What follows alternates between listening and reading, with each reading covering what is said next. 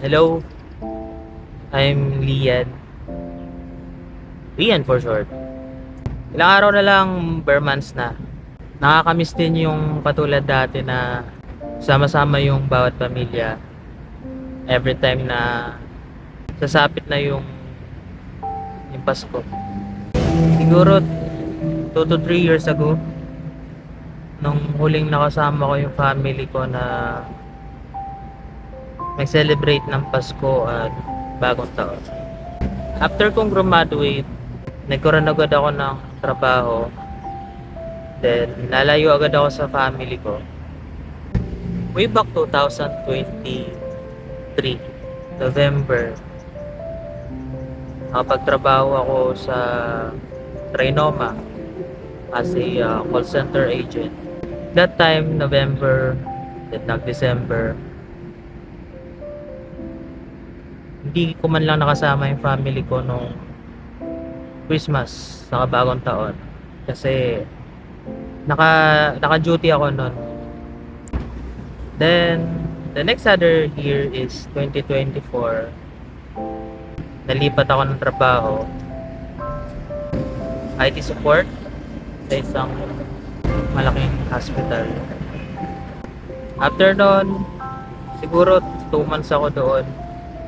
Nalipat naman ako sa isang government na trabaho. Magal lang ako doon ng 2 weeks kasi natanggap ako dito sa Taiwan. Nagkaroon ako ng mas malaking opportunity and grinab ko yun para mabuo yung mga pangarap ko. Pangarap na ganda yung buhay ko. Hindi lang naman yung buhay ko. Siyempre, gusto ko rin gumanda yung buhay ng family ko.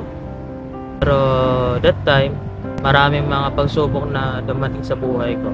Mga financial problems, hindi naman mawawala yun. Diyan yung mga family problems. At merong isang pinakamalaking pinagdaanan ko na pagsubok sa akin. Nahiwalay ako dun sa ex ko. Almost magsi 6 years na kami. 13 days to go. 6th anniversary na namin, pero ganda na lang. Siguro dumating siya, saka dumating ako sa buhay niya para matuto kami dalawa.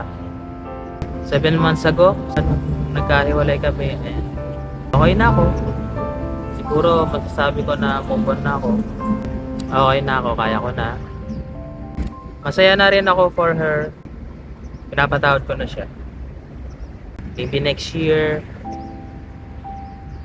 okay na rin muna ako ng Pinas, makapagbakasyon ako next year.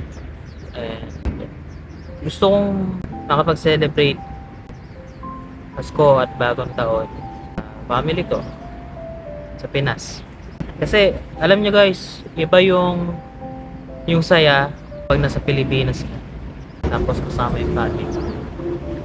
Ilang buwan na lang Pasko na and bare months na, unti nang lalamig yung panahon at mararamdaman na natin yung Pasko.